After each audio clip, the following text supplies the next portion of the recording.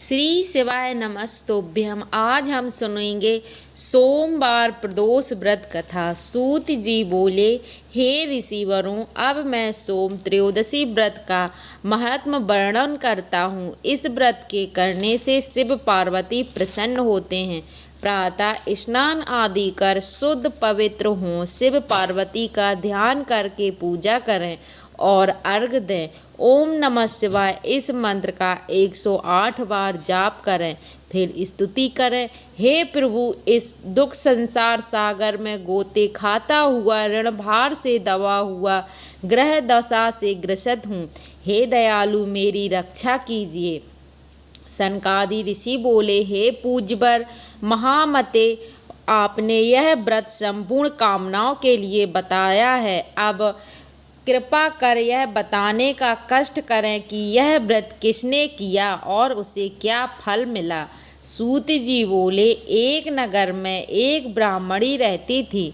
उसके पति का स्वर्गवास हो गया था। कोई भी उसका धीर धरैया ना था, इसलिए वह सुबह होते ही अपने पुत्र के साथ भीख मांगने निकल जाती और जो भिक्षा मिलती उसी से वह अपना और अपने पुत्र का पेट भरती थी। एक दिन ब्राह्मणी भीख मांग कर लौट रही थी तो उसे एक लड़का मिला। उसकी दशा बहुत खराब थी। ब्राह्मणी को उस पर दया आ गई। वह उसे अपने साथ घर ले आई। वह लड़का विदर्भ का राजकुमार था। पड़ोसी राजा ने उसके पिता पर आक्रमण करके उसके राज्य पर कब्जा कर लिया था, इसलिए वह मारा मारा फिर रहा था। ब्राह्मणी के घर पर ब्राह्मण कुमार के साथ रहकर पलने लगा। एक दिन ब्राह्मण कुमार और राजकुमार खेल रहे थे। उन्हें वहां गंधर्व कन्याओं ने देख लिया। वे राजकुमार पर मोहित हो गईं। ब्राह्मण कुमार तो घर लौट आया, लेकिन राजकुमार अंशुमति नामक गंधर्व कन्या से बात करता रह गया। दूसरे दिन अंशुमति अपने माता पिता को राजकुमार से मिलने के लिए लाई। उनको भी राजकुमार पसंद आया।